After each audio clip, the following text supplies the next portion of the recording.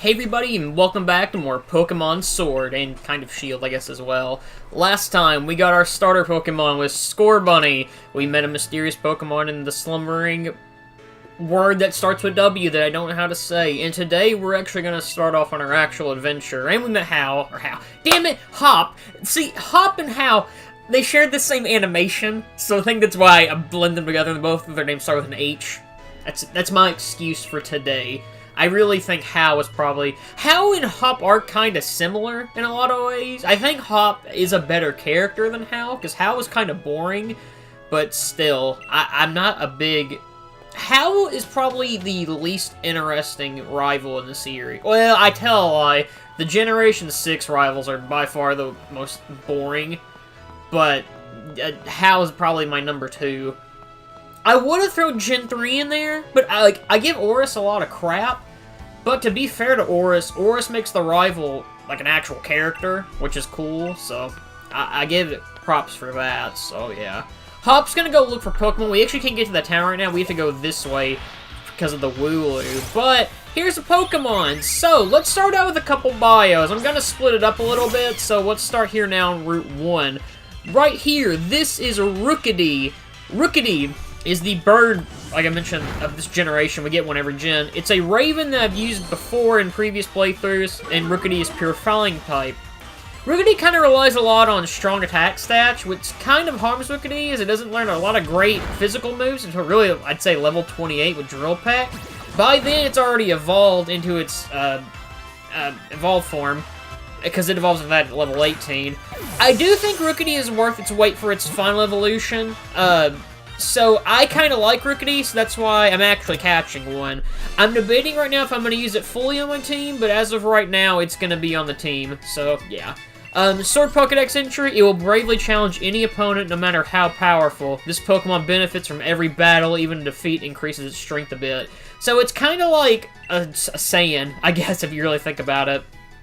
Going into other Pokemon, though, I'm going to cover ones that we won't see in this part, but you can actually find on Route 1, but they're kind of rare, because I've never really found them. I'm going through Bulbapedia and Cerebi for my information here, so credits to them for the Pokedex entries, because I'm getting a lot of information from them.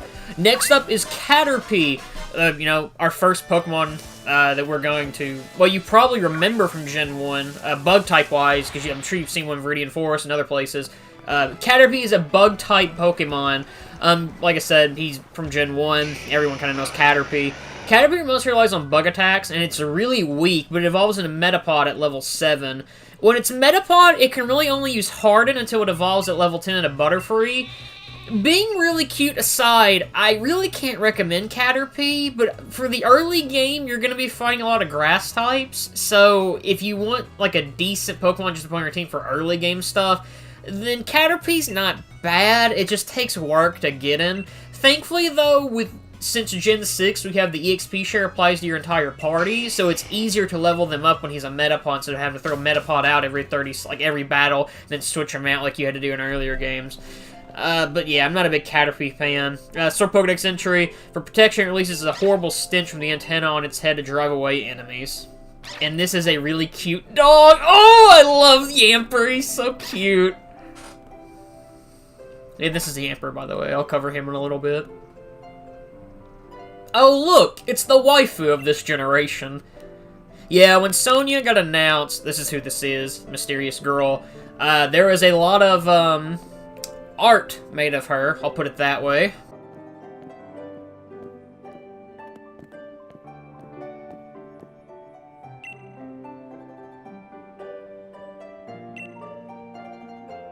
Yeah, Yamper's a dog, and dogs are great, so, yeah. He's a little corgi, I like him.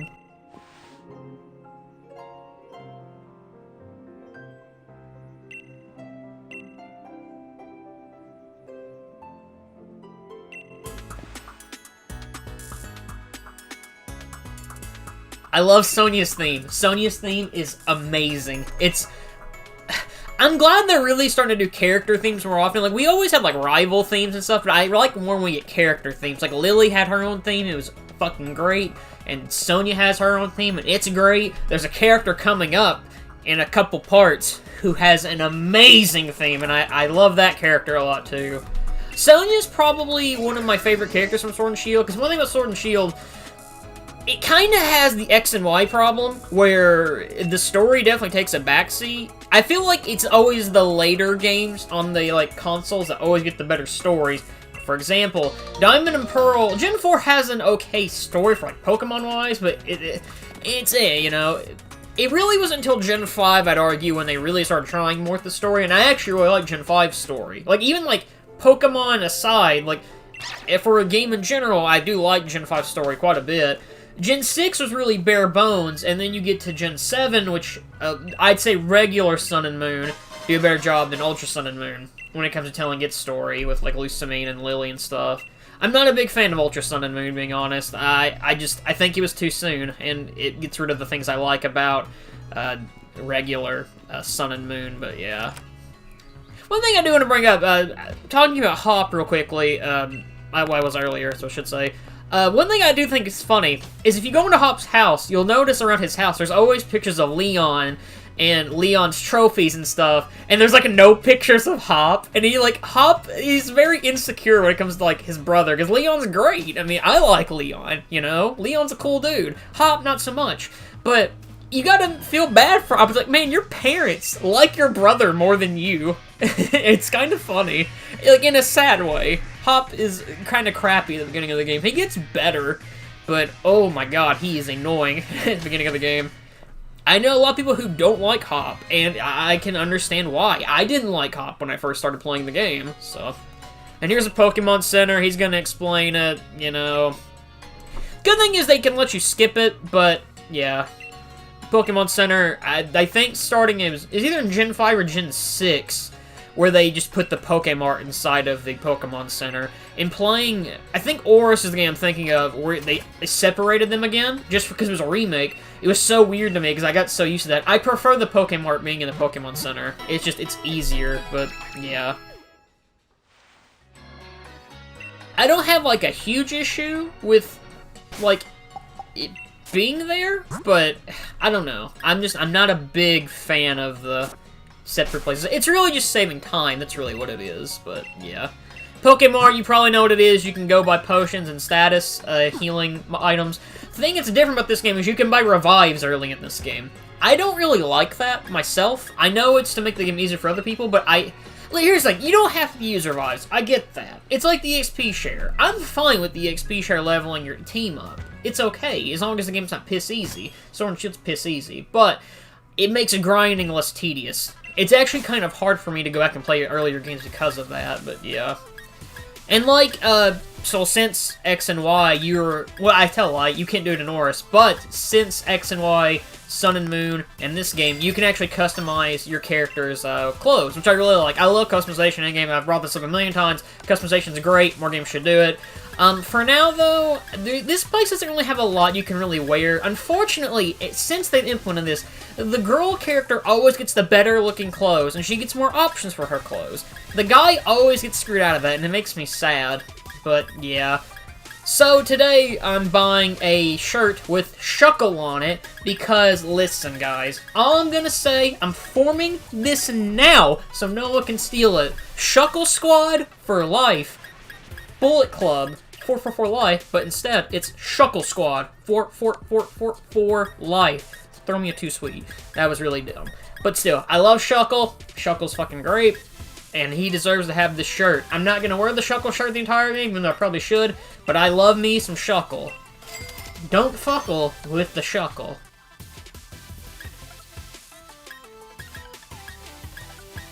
For real though, Shuckle is...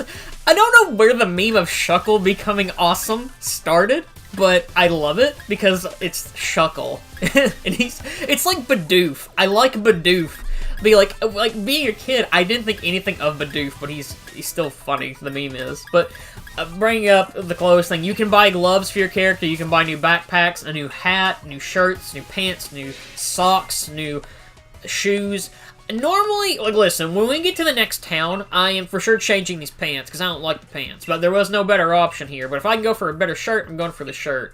Like I said, you can change your hat. I actually prefer to not wear a hat in this game. I don't really like the knit cap. It's just not my thing, personally. I'm not a toboggan guy. I like hats, but it's like, I only wear a hat when I have to, like, mow, or I know I'm going to be out in the sun for a long time. Like, if I'm going to go watch a baseball game or something, for whatever reason, if I ever do that, it's a rare occasion, I'll wear a hat, because you don't want the sun in your eyes. But I also have sunglasses, so, yeah. So, right now, we're really just trying to head off to the Pokemon Professor. That's where Hop's going, but we have to go through an upcoming route, which is Route 2. So I'm going to go ahead and dive back into some more Pokemon Dex, or Pants Dex entries. I'm going to finish covering Route 1 and then cover Route 2. So, I'm just going to warn you now, there's a lot of Pokedex entries. Let's get to this.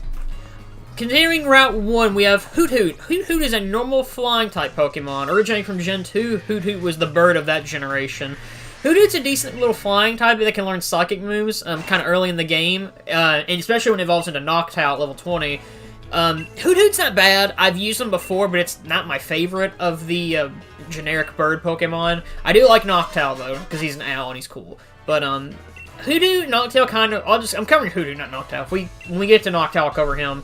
But Hoot Hoot relies more on special defense and HP and special attack, which isn't bad. Like, I prefer to have special attack, but the thing with Hoot Hoot is, since it has special defense, it can fight off psychic attacks a little bit better, but it's still kind of iffy. But I've used him before, and I did like it in Gen 2, so if you want a decent bird Pokemon, you don't really like Rookity, you can give it a shot. Another Pokemon covered up here, I have to skip a little bit into my notes. Thanks, Purloin. I don't like... Well, no, I'll cover Purloin later, actually. Oh, lie. That was unprofessional, I know. Next up is Grubbin. Grubbin is a bug-type Pokemon. Grubbin relies mostly on physical attack moves. Grubbin's kind of an interesting case. Unlike Caterpie, when Grubbin reaches its final form, it becomes a dual bug-electric type called Vikavolt. Vikavolt's actually pretty good, but you have to take a lot of work to get there. If you're willing to work for it, then I can recommend Grubbin, but... like I said, it just takes a lot of work, and Grubbin's not great.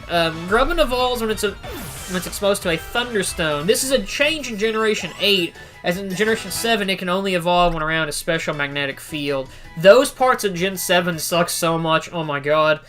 Sword Pokedex Entry for Grubbin. Its natural enemies like Rookity may flee rather than risk getting caught in its large mandibles that can snap thick tree branches. Coming up next is Squovit. It appeared in the previous episode, but here's Squovit, you know. Squovit is a squirrel. It's cute, but it's not useful in my opinion. Squovit evolves at level 24. Squovit has some kind of meh attack and defense, but it doesn't really learn any useful moves until level 20 of Body Slam. By that point, honestly, you can just catch something better. At level 40, it gets Super Fang, which is a pretty good move, but you should not waste that much time on Squovit. There are just better normal types in the game, and pretty soon, like in the next part, pretty much, well, exactly the next part, you're gonna have a chance to catch a better normal type. But Squovit's really cute, so if you want it for that, I can understand. So Pokedex Entry, found throughout the Galar region, this Pokemon becomes an easy if its cheeks are ever completely empty of berries, so it likes to eat. I know I'm not really covering the Pokemon on the screen right now, I'm gonna get to them in a little bit though. I just want to catch up on the Route 1 Pokedex entries because the Route 1's really small.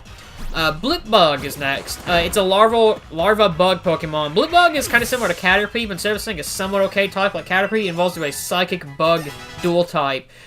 You might think that doesn't sound terrible, but hear me out here. This hinders Blipbug, it's really hard to say, because when it gains a psychic type, it gains more weaknesses to something like dark type, you know. And it also relies more on special defense, which is okay, but Blipbug, besides that, has very, very bad stats. I personally cannot recommend Blipbug. There are just much better bug types later in this game. Honestly, Butterfree's better than Blipbug. But if you're interested in the bug type, I mean, you can use it. I don't know. I don't like Blipbug, like stats-wise, or use-wise, I should say.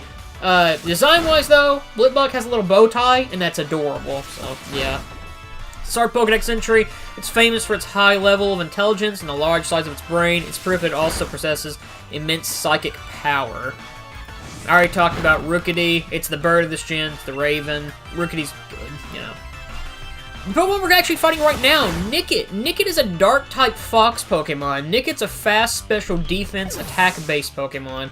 It's mainly quite useful in the early game, I'd say, because you're going to be fighting quite a few psychic types early on in the game, and it evolves at level 18. So, Nickit's not bad. I actually can recommend Nickit if you want a dark type. I'm not a big dark type guy. I've used a couple, and they're not horrible, but I'm just not a big dark type person. there's a trainer coming up soon. Shield Pokedex Entry? Yeah, Shield, I have to say. I'm actually just going to cover the Pokedex Entry I think are funnier and cooler. Cunning and Cautious. This Pokemon survives by stealing food from others. It erases its tracks with swipes of its tails and makes off with its plunder. I do like this trainer. I actually like the trainers a lot. Here's Squovit. Trainer battles, for those who've never played Pokemon, they're basically when you find another trainer who have their own Pokemon. It explains itself. I never really said much about Rookity, but Rookity has quite a few Dark-type moves. It also has Peck. I really do like using Rookity for the early innings. They can actually do quite decent damage to other Pokemon. So if you wanted like a decent bird to use, it comes in handy because actually coming up within the next few parts, we're going to be fighting a lot of grass and bug types, so it will really help you. If you have Scorbunny, it already has the fire type, so it can already fight a lot of those, but still, I like to have Rookity for a backup. When I first go to my first, like, boss battle, I always like to have an extra Pokemon, even if it's just to, like, rely on, like, healing, I guess, so, yeah. Jumping into Route 2, though, since we fought this guy and we beat him, we beat this little child, we're gonna steal his lunch money, 360, Xbox 360, I guess, I don't know. And we're gonna take it. But diving now into Route 2, this one's actually kind of rare. I've never seen him, but apparently on Bulbapedia they say you can find him. He's got a low catch rate, though. Is Lotad. Now, Lotad is a very good Pokemon. It's Water Grass, which is a very good type. This Pokemon can only be caught normally in Pokemon Shield, but it can be traded to Sword. Lotad can either have Swift Swim or Rain Dish its ability. Both are fine, I think, but there's definitely one you're gonna want. You know what I'm talking about. Lotad's best stats is Special Defense, with Special Attack not being very far behind. Being dual Water Grass type, it can fight quite a few different types, as it's only weak to really Flying, Bug, and Poison. It evolves at level 14. I can 100% recommend Lotad. I've used it before. When it evolves in a Ludicolo, it's amazing, because it has both Grass and Water moves, you know, it's great. Sword Pokedex Entry, it searches about for clean water. If it does not drink water for too long, the leaf on its head will wilt. Next up is the Sword exclusive, Seedot. Seedot's a Grass Seed Pokemon. Seedot's best stat is Defense with decent attack. The issue with a lot of Seedot's moves, it doesn't really use that high physical attack stat that it has. Its special attack stat does get better when it evolves its final form, because, it's a 3-stage evolve, technically. It evolves later on in Nuzleaf, and it gains a dual Dark type. Seedot's okay, but there are better Grass types coming soon in the game, so I recommend those. Especially, if you're kind of getting the better deal if you bought Shield, because you're getting Lotad, who's much better, I find. Sword Pokedex Entry, if it remains still, it just looks like a real nut. It delights in surprising, foraging Pokemon. We fought it earlier, but I'm going to cover Purloin now. I hate Purloin. Purloin's a Dark-type cat Pokemon. Purloin is a high speed stat with high physical and special attacks. Purloin likely has Fake Out when you catch it, which can help out, but it isn't really getting Dark-type moves until level 21, which is Assurance, and that's kind of meh. Purloin sucks, I'm not a fan. Not a big Purloin fan, I have to say. It's just kind of meh. Like, Purloin staying on its back legs really freaks me out. I will be honest with that, so, yeah. And for now, I'm going to stop covering, because I feel like I've covered a lot of Pokedex entries in this part. I do apologize. Like I said, I'm just trying to catch up. Starting next episode, this won't be that big of an issue, so, yeah. We're fighting Nickit, I will say, I do like Nickit a lot. I think Nickit's really cute. Nickit reminds me of Fennekin a lot. I think because they're both, fox Pokemon. I actually prefer Nickit over Fennekin when it comes to, like, design, purely. The thing with Fennekin, for me, is I feel like Fennekin got a lot of hype when it first started. Like, when Gen 6 got revealed. Even though, my man, Froakie, is a million times better than Fennekin. Everybody was like, nah, I'm good on Froakie. And then Froakie turns into Greninja, and Greninja's the best. It got voted, greatest Pokemon ever, or Pokemon of the Year, whatever that thing was. It was awesome. I love Greninja. It made it into Smash over, Fennekin for a reason. I can't remember what Fennekin's evolved form is called. It's like Bryson, I think? I think that's what the final evolution's called, I don't know. But here is Professor Magnolia. Magnolia, of course, every professor is based off of a tree. Magnolia tree kind of writes the joke itself. Magnolia basically researches Dynamaxing. We'll get more into what Dynamaxing is later, but it's definitely the gimmick of this generation, I'll say.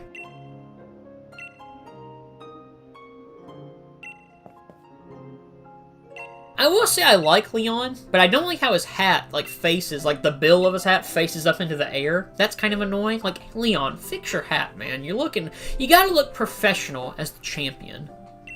I do like Leon, though. I like how his shirt has a sword and a shield. It's like he kind of knows what game he's in.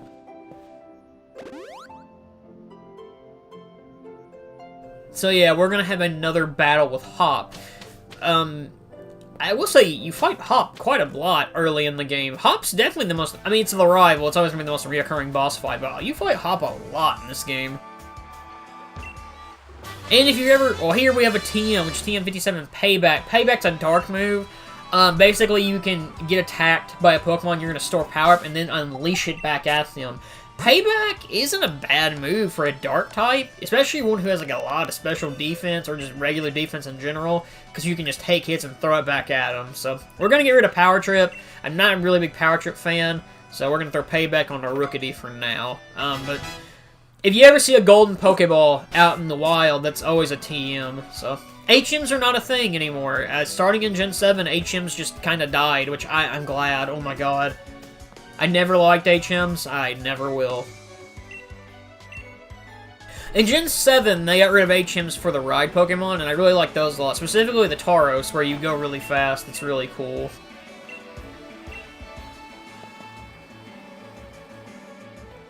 Hop needs to hop out of the way so I can just go become the champion. That's what I'm trying to say.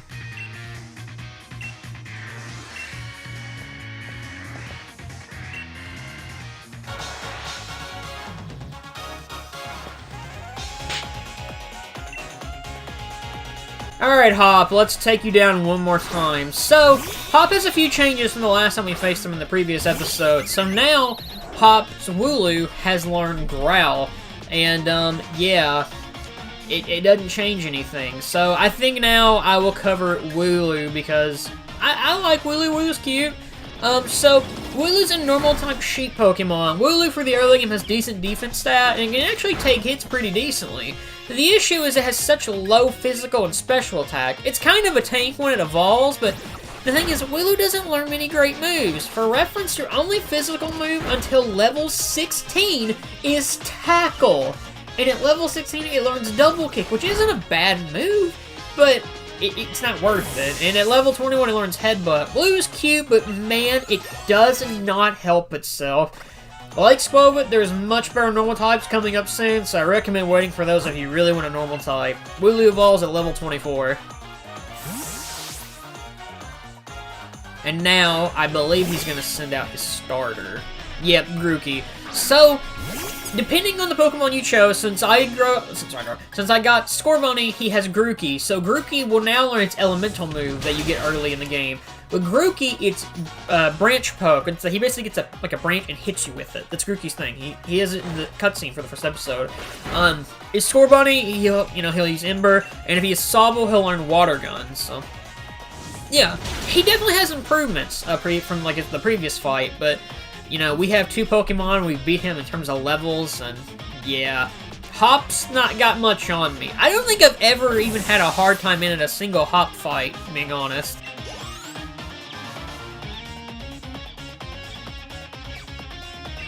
And now his new Pokemon, like us, he has a Rookity. His Rookity really only knows Leer and Peck. It's not a great Rookity. Like, my Rookity, listen, Hop has the Virgin Rookity. Our Rookity is the Chad Rookity. Just saying. And I forgot to mention, like Scorbunny, if you have a nickname you want to give Rookity, either put a comment on the YouTube video or at me on Twitter, and I will, whichever nickname, I had a brain fart there, I will nickname that, so yeah. I have a feeling Raven's gonna be the one for Rookity just because of the Teen Titans reference. I have a feeling that's what's gonna be. But if you can think of something cool, let me know, and I will for sure give it a nickname, so yeah. Hop, not gonna lie, man, that battle was kind of pathetic. Like, I could probably beat Hop with my eyes blindfolded, or I could beat Hop blindfolded is what I'm trying to say. Leon's going to endorse us as the champion to let us get into the Pokemon League, so we can finally go and fight some gyms pretty soon. We still have a few episodes left till we go and fight some gyms, but for now, we have to go, he's gonna bring up, we're gonna go to an announcement ceremony, I guess. What's commencement? I don't know what commencement means, to be honest with you. There's that HOW animation. Recycling it, Game Freak. You're getting your money's worth out of that animation.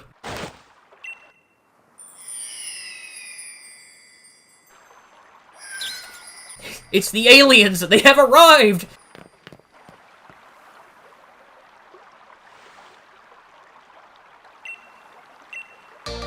So we got a wishing star. Kind of odd. A wishing star randomly fell from the sky near us, but you know what? It's Pokemon, I'll take it.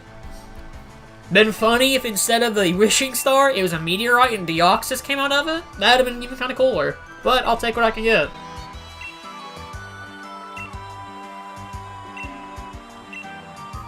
So wishing stars that she's bringing up can help you, well, it will help you allow your Pokemon to Dynamax. We won't be using the Dynamax until the next episode, because the next area we go to will give us the opportunity to.